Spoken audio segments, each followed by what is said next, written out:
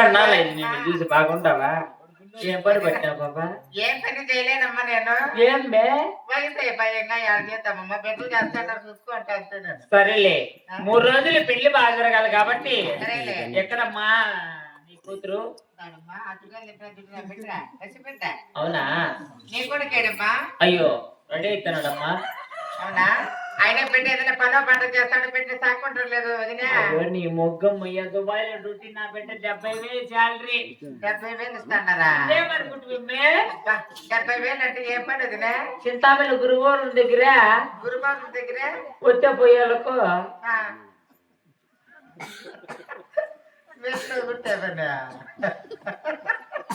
కాదు పని అయితే నాకు పెట్టి తక్కుంటే దానికి వచ్చే పోయేలకు నా కొడుకు ఊర్లో వేసుకుంటా అండి.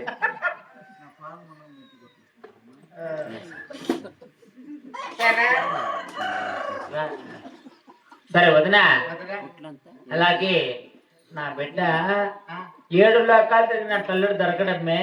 ఏం వదిన అంత ప్రత్యేకత? అయ్యా మేము బెంగళూరు పోయి జాతకాలు నాకు ఇస్తుంది. అబ్బా జాతకాలు ఏమంటే వచ్చిందమ్మా? అయ్యి నీ కూతురు మీద పొట్టి కట్టి నీ ఇంట్లోకి ఎడమకాయలు పెడతాట్లు ఫస్ట్ నీకు బొగ్గులు బొగులుతుంది. నాకా పగిలింటే తలకి మళ్ళా పగులుతుందా?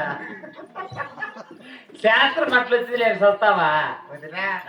అయినా సరేలే అయితే పిల్లలకు నలుగు పెడతామమ్మా. అట్టారా